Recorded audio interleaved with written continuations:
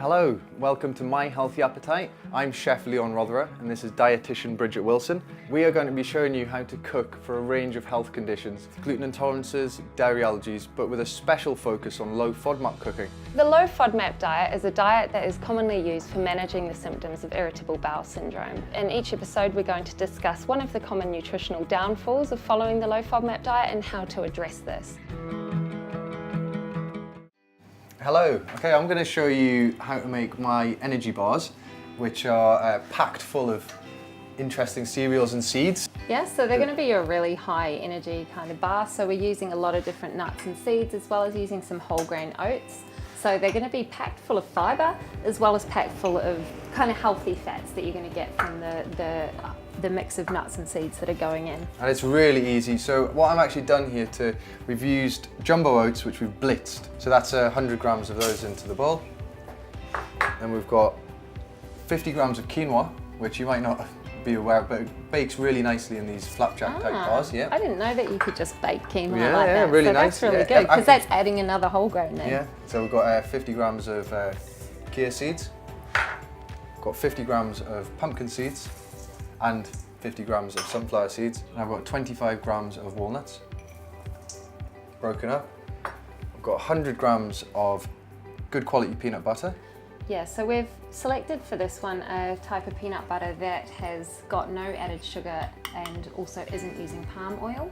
So it's just basically nuts mushed up with some olive oil. So really healthy kind of peanut butter. It's not got any of the nasty kind of additives. So there's plenty of the different brands around that you can get with that these days, but you're looking for one with no added salt or sugar. And then I'm going to do 100 grams of golden syrup I've got here, but you could use a different type of syrup. Not honey though for low FODMAP. Yeah, so golden syrup is perfect. It's kind of a British staple. It's perfectly fine to use in these, but if you weren't needing a low FODMAP, then you could use, what other alternatives could you use, like honey or agave nectar? Yeah, agave's good.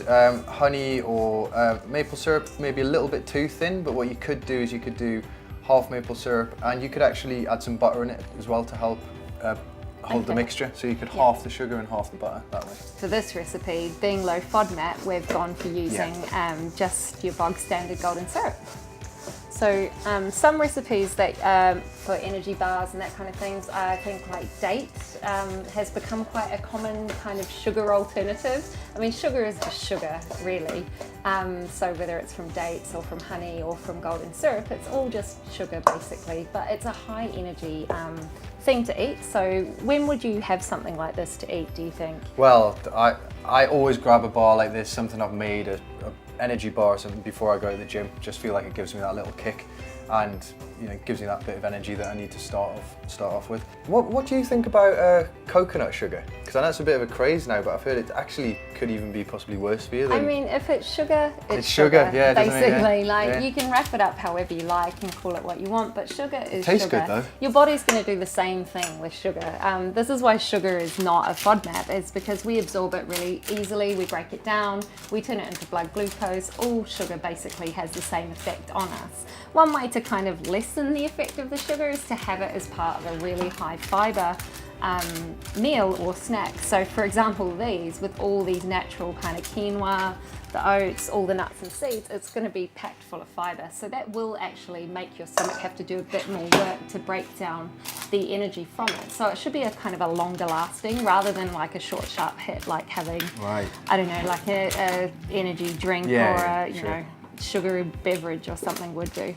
This mixture is actually it's really quite thick and a little bit awkward to get in, but if you just use the back of a spoon and just try and level it out the best you can in the bottom, definitely with some grease proof, otherwise you're going to struggle to get it off the bottom of the tray when it comes out of the oven. So I'm going to put that in the oven now on 180.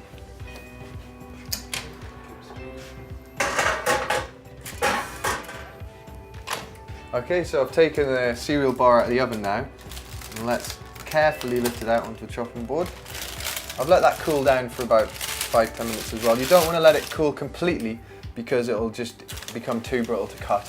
So when it's still warm, so that's the kind of like goldeny colour that you're going for. Yeah, exactly. And then you can just do it into pieces about this long. Oh yeah, you can see when you're cutting it that it's got that kind of still chewy consistency to it. And then once you've cut it all up, best thing to do is actually just leave it to cool for another 15 minutes. And there you go, great little pre-training snack. My quinoa bars. So for the recipe for Leon's quinoa energy bars, see the recipe down at the bottom.